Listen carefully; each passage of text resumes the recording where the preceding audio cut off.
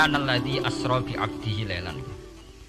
Kula terangno saking mulai asbabun nuzul. Rata-rata ulama itu berpendapat bahwa asal mula Isra itu sebagai hiburan. Hiburan dari Tuhan, Allah nyukani pelipur larang niku saat Nabi ngalami dua kesusahan. Itu periode Mekah itu periode tersulit Nabi karena beliau itu sudah minoritas, kaum minoritas kecil, miskin, terus pendukungnya tidak ada. Satu-satunya yang menggaransi, yang menjamin Nabi tidak dibunuh itu karena beliau dilindungi oleh sinten pamanipun, sinten Abu Thalib.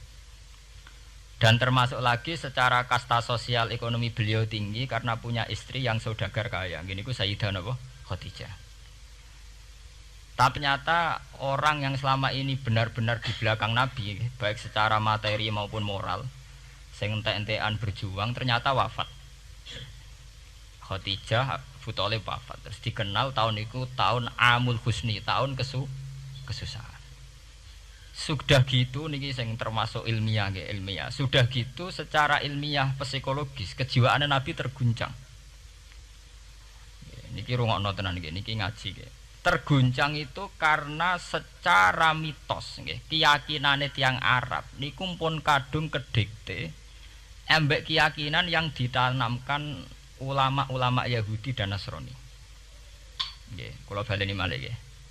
Kafir Mekah itu orang-orang bodoh, orang-orang enggak terpelajar. Mereka itu punya satu mitos, satu keyakinan yang ditanamkan oleh tokoh-tokoh intelektual Yahudi maupun Nasrani. Apa keyakinan itu? Bahwa kenabian itu yang paling mungkin kalau orang itu dari turunan Bani Israel. Orang mungkin Nabi kok ora turunane wong Yahudi utawa wong Nasrani. Sehingga ketika Nabi mendakwahkan diri sebagai Nabi, mereka bilang antakulu innama unzilal kitabu ala ta'ifataini min qablina. Nak jenenge wahyu harus tidak jauh-jauh sangka turunan-turunan Yahudi. Sebab itu banyak cerita di Quran, cerita konsultasine tiyang kafir Mekah pada tokoh-tokoh Yahudi. Setelah konsultasi ya disesatkan. Orang mungkin Nabi kok nggonemu ummiyin, mung bintu-bintu untuk napa? Wahyu. Padha-padha dadi nabi rak kita, ora Muhammad. Ini kalau cerita sejarah. Sehingga saat Nabi ngaku Nabi, niku kayak sudah jadi mitos. Nabi itu tidak boleh jauh-jauh dari Palestina. Karena Nabi Ibrahim orang Palestina, Nabi Isa orang Palestina, Yahya Zakaria juga orang Palestina. Nabi Musa juga orang Palestina. Semuanya itu tidak jauh-jauh dari komunitas Baitul Aqsa. Ini ku masjid Baitul Maqdis atau Baitul Muqaddas. Lah itu wong kafir pinter. Saking kepengen nyudutno Nabi Muhammad itu sampai Nabi mesti ning Palestina. Ya mesti roh cerita-ceritane Nabi ning Palestina. Lah kowe apa tau roh Palestina? Wis tuwakoke detail-detail. Nek kowe pancen roh iku pintu masjid ning Palestina Baitul Aqsa jumlahe piro? Terus madhepe ning ndi wae.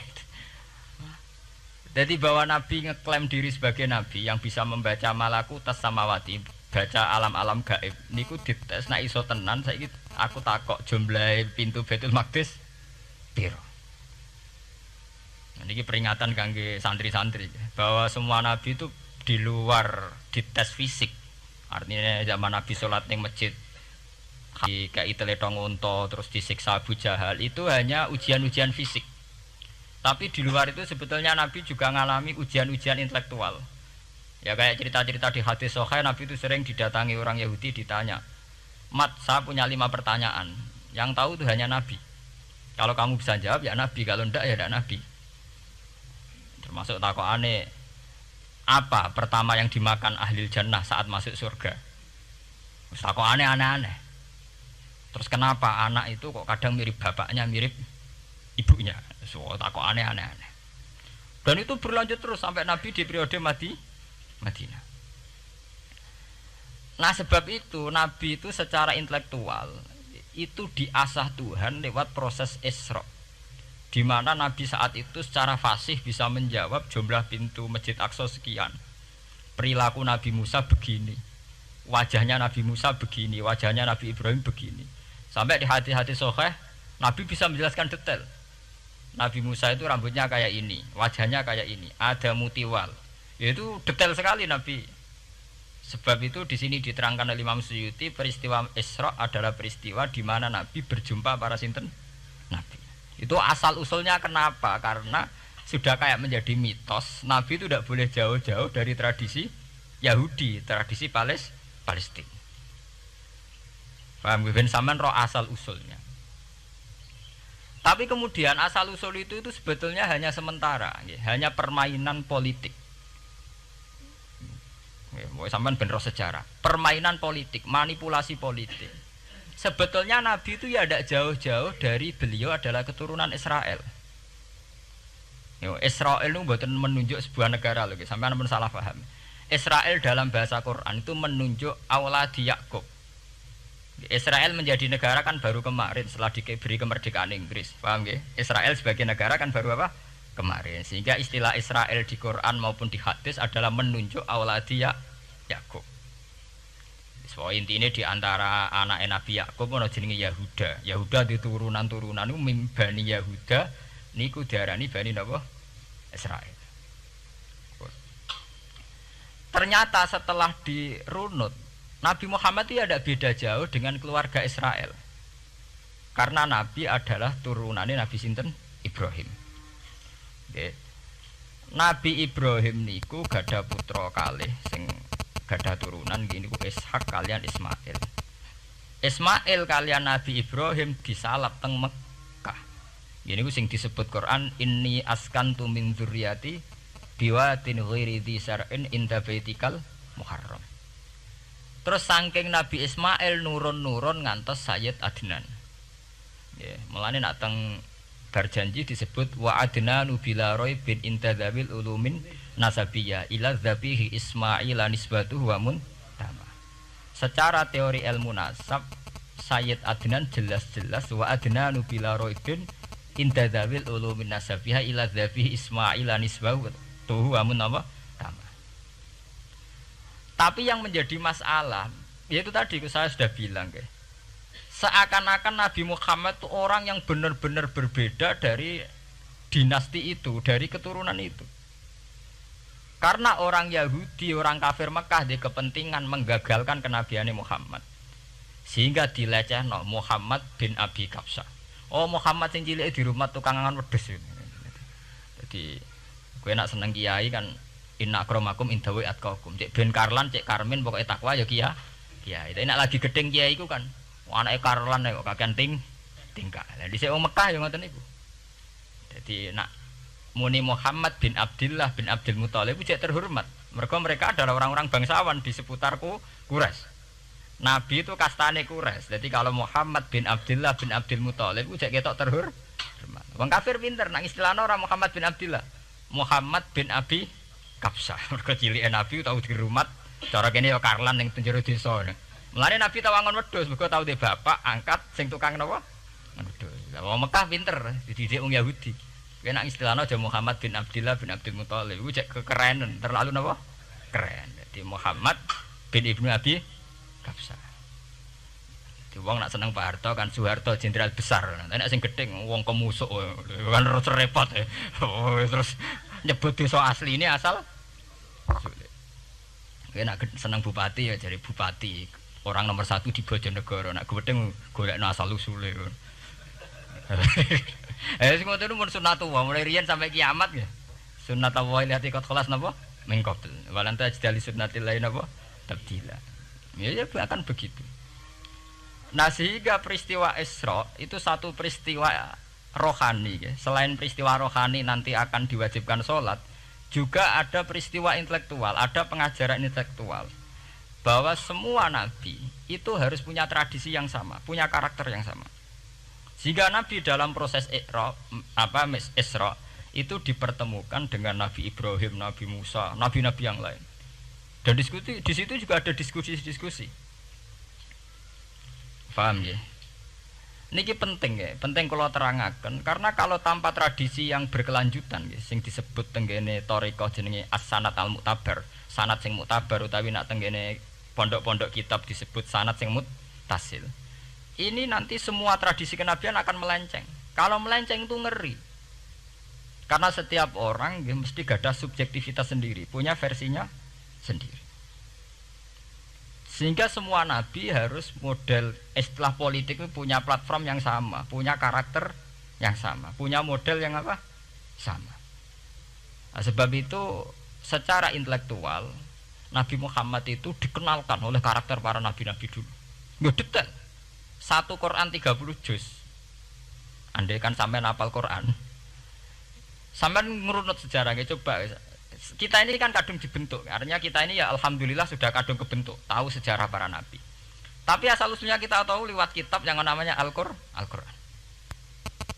Supaya apa? Nabi Muhammad itu dibimbing bahwa Quran atau ajaran beliau benar-benar musaddiqal lima baina yadeh, benar-benar selaras dengan ajaran sebelumnya. Mulai ajaran yang bersifat samawi sampai hal-hal yang basariyah, yang menyangkut tabiah apa? Basariyah. Kalau contohnya ngeten, misalnya begini. Nabi Muhammad disejarahkan Nabi Ibrahim, beliau punya problem. Problem itu berupa punya bapak atau paman yang tidak Islam. Bahkan nak neng ceritane kiai-kiai desa dari Nabi Ibrahim cilike kon adol patung. Terus didol meniki patung, ya ora manfaati ra mudarati, mbok tuku ya karepem ora napa karepem. Mbok ono sanate mbok ora, pokoke cerita iku populer. Disejarahkan begitu. Sehingga Nabi Muhammad tahu, oh ternyata yang punya problem ngadepi keluarga itu tidak saya tok. Dulu Nabi Ibrahim juga punya problem ngadepi keluarga. Aku tak lumayan terima paman, Pak Lek, Pak De, Abu Jahal sinten? Abu Lahab. Nabi Ibrahim malah bapak ya. Udah gitu. Setelah itu juga diceritakan tentang Nabi Nuh, Nabi Lut, seorang nabi besar yang punya nasib sial, yaitu istrinya pengkhianat. Mereka jadi kiai di bojo judes itu tidak masalah. Mulai dhisik terima kiai di bojo judes biasa. Ya itu tadi Nabi Nuh, Nabi Lut itu lebih ngeri ketimbang itu di bojo napa? Mboten kebenaran. Kita kan paling dicoba bojo judes, kan ringan banget. Paling banter mecano piring gelas itu kan itu murah banget. Begitu terus. Nabi Musa juga gitu. Diceritakan Nabi Musa, beliau adalah seorang sosok Bani Israel yang temperamental. Ya basariah sekali. Saking temperamentalnya ketika tukaran ya jotos. Lalu nak kiai temperamental kadang jotosan ya ono sanate ya Nabi Musa ku nak tukaran ra cocok napa? Jotos. Fawakazahu Musa faqada alai. Artinya ya basariah sekali. Cerita ABG ini publik nggih wonten saat beliau melarikan diri lala ketemu cewek loro. Ya ora wentise barang Nabi Musa, waduh mari maksiat ae terus kon. Wadek aja mlaku ning ngarepku. Nah kena angin aku roh sikile mari nafsu. Aku nabi kok nafsu barang kan ora pantes. Nah ngono kayak mlaku guriku. Ya basariah sekali itu sampai detail. Terus ketika itu terus disuaka politik oleh Nabi Syuaib. Sehingga menjadi tradisi bahwa semua nabi akan mengalami problem dengan kaumnya.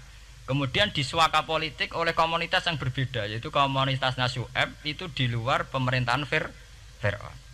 Sama seperti yang dialami Nabi Muhammad, komunitas Mekah itu menyiksa Nabi, bahkan mengimbargo sinten Nabi.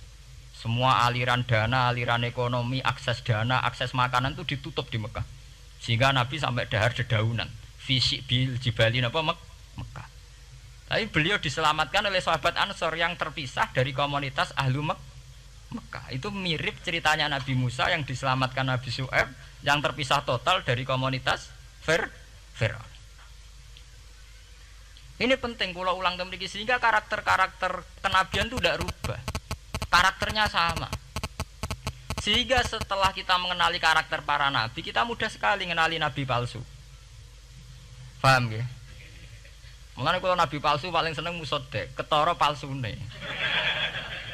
Lah sing repot sing ora ketara, mergo jenenge Ahmad. Ahmad Muhammad tak mirip. Mulane nek kowe ndek jeneng supaya ora ngaku nabi jenengno Kartolo. Mergo nek Ahmad bin Gulam rak jenenge Ahmad. Ana terkenal nabi nek ora jenenge Muhammad utawa napa? Ahmad. Mulane Ahmad bin Gulam pas ngaku nabi pengaruhe gede mergo mirip. Mulane kula wingi takoki mahasiswa Jogja, Gus. Cara jenengan jeneng Jawa mbek Arab apa iki? Nak trene akeh nabi palsu apik Jawa lah Kartolo. Karena secara kriteria kenabian ndak akan masuk. Nek anak jenenge Kartolo atau Karmin itu ndak akan masuk kriteria wong sing bakal dadi nabi. Lah anak jenenge Ahmad tak mirip-mirip nabi. Oh Ahmad Hulam bin Mirza wani ngaku nabi mergo jenenge Ahmad. Musaddiq ya mergo musaddiqal lima bena yate. Lah anak Kartolo, Karmin, Karlan agak ono. Mulane saiki sing jenenge Jawa kudu syukur. Akan terbebas dari mengaku napa? Nabi. Lho syukur kan gak akan salah. Di barokah sampean jeneng Jawa, orang-orang ngaku napa? Nabi. Selamat. Kudu syukur. Paham ya? Ndak apa-apa, itu harus dinikmati. Ya itu tadi ya, karena Nabi itu punya karakter yang sama, punya tradisi yang sama, yang mirip-mirip. Itu kenapa Quran berkali-kali menceritakan sisi-sisi kenabian Nabi di luar Nabi Muhammad. Karena biar karakter Nabi Muhammad terbentuk, ya, terbentuk dengan karakter Nabi sebelumnya. Tidak melenceng. Kemudian itu ditiru oleh ulama kita. Kita punya guru punya guru lagi, punya tradisi yang sama. Nak mulang kudu istiqomah, santri loro lah kudu diulang. Nah, sedadi kiai aja mau pat ijo nak roh dhuwit. Wis pokoke dilatih. Nah, tapi dari kiai saiki orang mripat ijo, mripat abang. Mergo dhuwit saiki abang. Dhisik dhuwit paling gedhe rak 50.000 iku rak ijo. Lah saiki 100.000 abang. Dadi saiki nak nasihati nak roh dhuwit aja mripate abang. Mergo ijo wis gak akeh saiki. Paham napa? Kena akal-akalan ngoten njen repot. Tugare kula di santri dablek, nek di bojo aja moro tangan. Kula mboten moro tangan, kula saduk, moro sikil. Kena anekdot ngono rusak. Adu-adu ning bojone. Bojone loro, bareng bojone nguwap. Kowe jare rabi Pak ning jaba, bojom jare loro fitnah, Dik. Sing bener telu. Ayo kan repot. Ketemu cangkem elek rusak kabeh. Fitnah Dik nak loro. Sing bener apa? Telu. Lah sakniki mun politik ngoten enggak, saya sebagai pejabat tidak pernah mengkorupsi 1 sen pun uang rakyat. Wong edan tapi korupsi ya sak sen. Ngomong ra waras tapi korupsi napa? Sak sen. Ngono miliaran tok. Korupsi napa? Sak sen. Ya mesti ae. Geneman. Ayo. Jadi zaman akhir itu kayak zaman dhisik, kayak Abu Nawas kabeh. Dadi apa-apa niku mun mboten karu-karuan. Mun ya. Wah itu permainan kata begitu niki kula penting kula terangaken nggih. Saya sebagai ahlul Quran, orang yang banyak baca Quran nggih. Itu kita akan tahu betul betapa parahnya nggih atau akibat negatifnya dari permainan kata itu. Dan itu dilegalkan Quran, disahkan Quran dalam beberapa ayat. Yaqulu apa yuriduna ayutfi'u nurallahi bi afwahihim. Orang-orang Yahudi, Nasrani, kafir Mekah itu ingin sekali membunuh Islam lewat permainan kata bi afwahihim. Yaitu tadi misalnya kalau Muhammad bin Abdullah bin Abdul Muthalib itu kelihatan keren karena masih Bani Quraisy. Tapi kalau diistilahkan Muhammad bin Abi Kabsah, wah Muhammad sing anake Karlan iku ora ummiyin. Juga lagi dadi wong alim terus diistilahno bapakmu sing cilike iku angon wedhus. Ya terus repot terus ajur kah? Kabeh. Itu bi afwahihim. Efektivitas bi afwahihim itu sampai tenggene Tarikh Suyuti wonten keterangan wa min dzalika irtadda jam'un minas sahabah. Dari permainan kata yang ditanamkan orang Yahudi itu sampai banyak sahabat yang murtad. Istilahnya itu jam'un minas sahabah. Meskipun setelah murtad itu ya divonis tidak sahabat. Misalnya menyangkut nasa mansuh. Orang Yahudi pinter, du'afaul muslimin, orang-orang muslim yang imannya masih lemah. Delok le nabimu, wong kok pelin-pelane ngono. Dhisik Ka'bah madhep Baitul Maqdis. Iku wis bener iku, mergo kiblate Nabi Musa.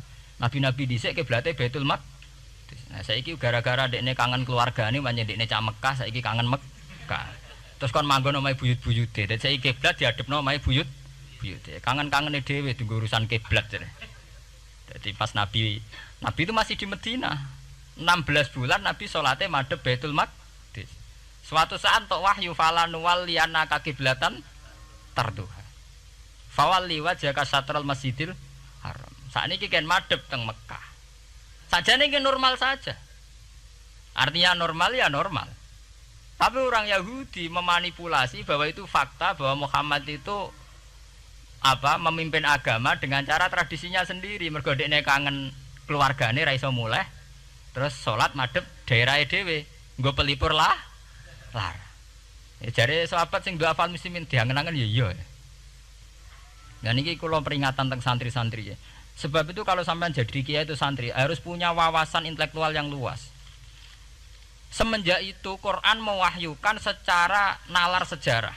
Ya niku sing disebut ayat inna awwala baiti wudi'a lin-nasi lalladzi bi Bakkata mubaraka wa hudal lil alamin fihi ayatum bayyinatum maqamun apa Ibrahim. Akhirnya Nabi Muhammad nantang ning tokoh-tokoh Yahudi. Apa salahnya saya punya dua kiblat? Baitul Maqdis adalah kiblatul anbiya karena dulu Nabi Musa di situ, Nabi Isa di situ. Sekarang saya menghadap ke kiblat yang lain karena itu kiblatul Ibrahim dan dia lebih senior. Lebih apa? Senior. Sebelum ada Baitul Maqdis sudah ada Mekah. Mekah lebih senior, lebih tua. Terus disebut fihi ayatum bayyinatum maqamun apa? Ibrahim. Nabi Musa, Isa adalah periode setelah Ibrahim. Sebab itu akhirnya semenjak perdebatan itu orang Islam bangga. Makanya sampean kalau ngaji hadis-hadis sahabat itu bangga. Ana mimman shalla ilal qiblaten, nggih. Ana mimman shalla ilal qiblaten. Aku termasuk sahabat sing menangi dua kiblat. Mergo zaman madhep Baitul Maqdis ya kiblatul anbiya, madhep Mekah nggih kiblatul anbiya. Artinya apa? Perdebatan ini dimenangkan oleh Nabi Muhammad bukan karena mitos atau kultus atau taklid buta, tapi memang secara sejarah kiblat tertua adalah Mekah. Ini disebut inna awala baiti wudi'a lin-nasi lalladzi napa bi Bakkata mubaraka wa hudalil alamin fihi ayatum bayyinatum maqamun apa Ibrahim. Artinya Quran tidak pakai teori mitos. Pokoknya nabi ini saiki aku ya terserah aku, itu tidak begitu. Paham ya? Tapi diterangkan secara kesejarahan bahwa asal usul Mekah jadi kiblat itu rasional sekali. Bukan karena nabi orang Mekah mboten, memang dulu-dulunya Nabi Ibrahim berkiblat di situ. Jika Quran jawab inna awwala baiti wudi'a lin-nasi lalladzi bi Bakkata mubaraka wa hudal lil alamin. Terus kula bolak-balik masalah Isra ya. Niku masalah-masalah yang selain pelipur lar itu ada petualangan intelektual, petualangan ilmiah, di mana Nabi Muhammad diperkenalkan oleh Allah, nggih, diperkenalkan watak para nabi, pilihan hidup para nabi, bahkan tradisi-tradisi para nabi. Sehingga mangke teng hadis sahih wonten keterangan saat Nabi nyancang atau menambatkan khimar atau buruk itu ya di batu yang dulu dipakai para nabi untuk nyancang napa khimar. Jadi tradisi itu dimulai dari barang-barang sepele. Carane nyancang buruk wae nabi mirip sama dengan nabi-nabi yang apa dulu. Terus memulainya Mi'raj juga sama dengan nabi-nabi dulu. Bon niku sing secara ilmiah tarikhiyah. Sakniki sing menyangkut akidah firqah fil Islam. Nah niki kula terangno. Menurut ahli sunnah, orang yang mengingkari Isra itu kafir. Ya kafir karena dzikra fil Quran nggih. Isra itu dzikra fil Quran. Makanya tadi saya jarang sekali pakai bahasa Mi'raj. Ya, tapi nak teng Indonesia kadung menang merjep peristiwa Isra dan apa? Mi'raj. Pokoknya bahasa kadung salah, kadung menangan ya menangan. Kadung istilah Isra dan apa? Mi'raj. Sebetulnya yang disepakati ulama itu hanya Isra. Artinya yang memungkiri Isra itu kafir karena dzikra fil Quran. Lah kemudian Mi'raj. Mi'raj menurut keyakinan ahli sunnah itu terjadi. Setelah terjadi itu masalahnya biruhi wa jasadihi jami'an ma'an atau biruhi faqat. Nah, kemudian menjadi firqah-firqah yang macam-macam. Ada yang meyakini biruhi wa jasadi, ada yang meyakini biruhi napa faqat. Sampeyan kalau ngaji Al-Kawakibul Lama'ah karangannya Mbah Fadl atau kitab-kitab panduan ahli sunnah yang disahkan oleh NU. NU dulu pas musyawarah besar di Jepang yang dipakai panduan itu dulu yang disahkan itu Al-Kawakibul Lama'ah yang dikarang Mbah Fadl. Itu memang kita termasuk ngikuti yang biruhi wajah seti. Tapi sebetulnya dalam kelompok yang biruhi fakot itu ada orang keren di dalam dunia ilmiah. Ini termasuk Aisyah meyakini biruhi napa? Fakot. Ya, tapi itu sudah masalah-masalah kemudian berkembang menjadi di luar masalah firqah terus menjadi masalah said, masalah pengetahuan. Kalau masalah pengetahuan tentu kita ini terus masalah kan, artinya masalah itu kalau iman diukur dengan akal ya kadang tidak sambung. Wah itu mokal, orang dengan kecepatan sekian pasti hancur. Dan agama ukur akal terus ya repot. Wong dipendem sudah dibualung ya dibualung, dibakas tangi bareng. Jadi sing disoal ora mek rotok kabeh napa? Disoal. Manjen masalah manusa iku masalah-masalah sing ya begitu. Oke. Mpun niku mboten penting. Nah, itu terus kemudian menjadi firqah. Terus kemudian ada hadis-hadis yang menerangkan proses Nabi dialek dengan para nabi. Kayak ketemu Nabi Musa, Nabi Ibrahim, terus Nabi Idris, Nabi Isa, Nabi Musa. Itu terus diterangkan di hadis-hadis sahih. Ini kalau balik tentang keterangan wau, sebetulnya pertemuan-pertemuan ini itu dimaksudkan Nabi biar punya tradisi yang sama dengan nabi-nabi sebelumnya. Karena ini penting ya. Sama nek rasane dadi kiai. Niku kroso banget. Misalnya kita ya. Kita akan dididik ala pesantren misalnya. Kita punya kiai-kiai yang punya tradisi. Misalnya nak rawong nakal, wong minum astagfirullahaladzim, wong kok ngono kan gitu. Ya hanya begitu. Sehingga wis kaya identik angger kiai NU atau amalia NU iku rawani naboki wong sing nyabu. Ya rawani nyaduki wong sing lagi minum. Kemudian itu dianggap satu kekurangan atau apa, walhasil kemudian lahir kayak FPI, orang yang tidak menerima metode itu. Tapi sudah kayak ada janjian tuh begitu, kiai paling anti kemungkaran lah itu. Masa kiai paling kerengo sapa mbok terkenal kerengo.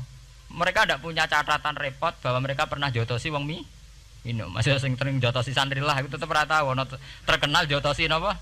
Wong sing mabuk, wong sing minum. Itu sudah kayak tradisi. Dulu zaman Basim Asari Jombang terkenal ijo be abang, yang wabang ya abangan tenan. Sing ijo. Tapi tidak ada catatan sejarah kiai jotosan be pemabuk. Ya memang kayak kita sudah punya tradisi nak roh kemungkaran itu menang kalah itu lewat proses bil hikmati wal mau'izatil hasanah. Kita ini kayak punya tradisi nak roh kemungkaran milih model Nabi wa mahdi qaumi fa innahum la ya'lam. Itu ya kayak ada janjian begitu. Meskipun kita sebagai orang alim ya tahu nahi mungkar itu wajib. Nahi mungkar itu begini-begini, tapi ya praktek kita tidak pernah begitu. Ya, kalau di Timur Tengah kebalikan. Mana ada terima karuan wong nakal. Podo soleh beda aliran halal dibunuh. Sehingga wong Sunni yo ngalalo darah wong Syiah nggih ngalalo darah napa? Wong Sunni. Ya sudah kayak tradisi. Sampai nak maca kitab fikih-fikih khas Arab. Mau biasa muni wong ngene iku muhaddarun damu. Padahal ya wong soleh, wong Islam di mazhab apa ini disebut darun apa? Damu. Sehingga kita itu tadi, kita punya tradisi. Saya tuh kalau sedang tahajud, matehai para wali-wali songo atau apa, itu yang terpikir di saya itu hanya satu. Agama Islam itu lahir lewat Quran dan hadis. Tapi kemudian tahu-tahu tetap berimprovisasi, berkembang sesuai tokoh yang membawa. Sampai kalau melihat Islam di India dulu sampai perang besar-besaran, kemudian zaman Abul A'la Al-Maududi, zaman periode Muhammad Iqbal, sampai India pecah, kemudian jadi Pakistan yang bernegara apa? Islam, karena banyak konseptor Islam yang tidak setuju negara sekuler. Akhirnya mereka misah jadi negara Islam Pakistan. Kemudian Timur Tengah juga begitu. Karena Timur Tengah sudah Islam semua, masalahnya itu diislamkan ala Sunni atau ala Syiah. Iran menjelma sebagai aliran Syiah. Yang Sunni dianggap sesat, halal darah. Irak zaman Saddam Hussein pemerintahan Sunni. Sing Syiah dibantai sehingga wong Kurdi do mati. Era Saddam keok gentenan Saddam sing dibantai. Makanya kalau saya ngaji di Jogja, seminar di Jogja bilang, kita ini harus bersyukur. Kita ini punya tradisi konflik yang terbaik di dunia. Kita ini punya tradisi konflik yang terbaik di dunia.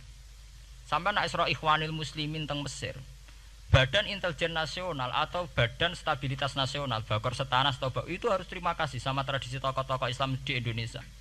Lepas dari kita setuju tidak setuju itu terserah. Tapi kita punya tradisi konflik yang paling baik di dunia. Kurang bencinya Gus Dur sama FPI atau FPI sama Gus Dur. Paling mereka ya adu statement di depan wartawan. Itu bagus sekali. Cara neng Arab wis tembak-tembakan. Kita punya sejarah. Secara pesantren saya itu punya sejarah panjang. Zaman Mbah Imam beda dengan Mbah Zubair, zaman Kiai Memun beda dengan Kiai yang lain. Paling adu statement saat ada tamu itu paling bagus. Kita punya tradisi konflik paling bagus di dunia. Kayak apa mangkalnya orang NU saat Gus Dur diimpis, dipecat. Tapi habis itu ya sering seminar ketemu Amin Rais. Ya mereka adu polemik, ini tidak konstitusional, ini apa. Gus Dur nggawa jurus dekret. Sing sitok nggawa jurus sidang mewah, nak kurang serem sidang istimewa dilawan sidang luar biasa. Pokoknya agak istilah sing serem-serem. Tapi tidak saling bunuh loh, sampean harus syukur loh. Selama ini orang awam sering bilang, loh kiai kok tukaran. Sampean bandingkan di Timur Tengah, jenenge tukaran mesti tahdirudam. Para polisi, para badan intelijen, para yang menjaga stabilitas negara ini harus terima kasih sama tradisi tokoh-tokoh Indonesia. Yang namanya di Mesir, di Irak, di mana-mana jenenge tukaran mesti melibatkan pertumpahan darah. Saat Arab Saudi jadi Wahabi itu besar-besaran itu. Pembunuhan apa pengusiran orang-orang Sunni. Tapi di Indonesia enggak. Desi anarkis. Paling itu tadi adu polemik. MLB dilawan MLB itu masih keren sekali, tidak apa-apa. Itu lebih baik ketimbang adu jotos atau adu hizib lah. Itu masih bagus. Nenda ini sampean biar paham, biar syukur jadi bangsa Indonesia. Kita punya tradisi konflik yang baik. Sama nek setelah peristiwa teng Irak, teng Sudan, teng Khartoum, teng Darfur, itu kan orang Islam semua. Gara-gara beda mazhab saling bunuh. Di Mesir ya gitu, Ikhwanul Muslimin dengan pemerintah dan sebagainya. Hatta saya sebesar Sayyid Qutb, sing tokoh populer mohon gak budute mboten jelas. Di Indonesia bagus sekali. Kita menangi zaman secara sejarah, kita menangi bedanya dulu Ahmad Hasan dengan tokoh-tokoh NU. Kulo nu menangi secara sejarah sering baca. Terus zaman anyar-anyarane NU asas tunggal, bedanya Gus Dur dengan Kiai As'ad. Sak mangke bedane PKB dua versi. Mereka menyelesaikan secara beradab. Lewat pengadilan, kok pengadilan kalah lewat MA, beradab sekali. Kita harus bersyukur. Dibanding penyelesaian konflik kayak di Irak, kemudian ngundang Amerika, akhirnya sekarang kacau balu. Di Timor Leste yang latihan bikin rambut surta disuduk, Indonesia paling banter ngobong fotonya SBC. Ya masih terhormat lah, masih artinya masih beretika. Kita harus syukur punya bangsa yang beradab. Wong ras tujuan antar kiai ya rasan-rasanan. Kiai kok ngono, sing tok kiai kok ngono. Engko sing kiai tengah-tengah ayo ana sing ngono ana sing ngene dadi. Sing ra melok-melok biasanya terus milih amane, ya ana sing ngono ana sing ngene. Jadi artinya kita yang baik. Saya itu berkali-kali ngaji. Sampean kalau sering baca Quran dan menghayati, artinya orang maca Quran pelang-pelang ora karepe menghayati. Saya itu sekarang sesadar-sadarnya, saya masih belajar. Ini jamaah sini harus tahu. Saya hingga detik ini masih belajar. Entah itu lewat belajar baca Jalalain atau belajar merenung maupun belajar lewat yang lain. Quran itu dulu ya sering nyebut begitu itu saya tidak paham. Sekarang tuh saya paham, tambah paham. Misalnya di juz 4 ada istilah ikhwanan. Orang mukmin disuruh ingat peristiwa-peristiwa yang dulu saling kuntum a'daan fa'allafa baina qulubikum fa asbahtum bi nikmatihi napa ikhwanan. Dulu kamu bermusuh-musuhan yaitu antara kelompok Aus dan Khazraj. Gara-gara barokatul Islam sekarang kamu menjadi ikhwanan. Menjadi bersaudara. Sampean kalau melihat TV merunut konflik di Irak, sering ada bom bunuh diri, itu kan ada asal usulnya. Memang sekarang orang menimpakan kesalahan itu pada pasukan multinasional yang dipimpin Amerika dan Inggris. Tapi sebetulnya ada usul-usulnya. Sampai Amerika bisa masuk karena orang Irak tidak ikhwanan. Tidak apa? Yaitu ada Syiah, ada Sunni, mereka saling menikam, saling bunuh. Sehingga karena ada ikhwanan ini pihak ketiga masuk, yaitu tentara multinasional. Makanya saat di Jogja ditanya, cara jenengan sebuti menyangkut Ahmadiyah, menyangkut konflik di Jakarta, saya bilang, sekarang setiap orang bikin from apa forum, ya itu baik, kalau niatnya baik-baik. Tapi andaikan saya ditanya Tuhan nanti, hak kowe iku kelompok apa? Pokoknya angger NU atau Muhammadiyah aja mayoritas, aku milih salah sitok itu. Bukan karena saya oportunis milih yang besar, itu lebih baik, lebih maslahat. Karena kalau setiap orang merasa benar bikin kelompok sendiri akan menjadi kelompok banyak.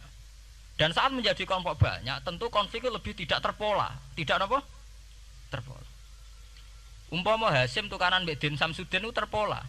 Tapi nek angger wong ngrasa duwe ketua dhewe tidak terpola. Bagaimanapun ikhwanan harus disyukuri. Nggih, dalam kondisi berteman. Sebab itu Nabi sering ngendikan ilzamu jamaahirul muslimin wa man sadza fin. Mbok kamu itu ikut kelompok mayoritas saja. Jamaahirul muslimin cara bahasa netralnya mbok ya kamu itu ikut kelompok mayoritas saja. Karena kalau orang merasa benar kemudian bikin kelompok sendiri itu tidak ada selesainya. Lah akulah cara nuruti GR sebagai kelompok dhewe. Wong aku ya di umat, di pengaruh sing nyucup wis akeh.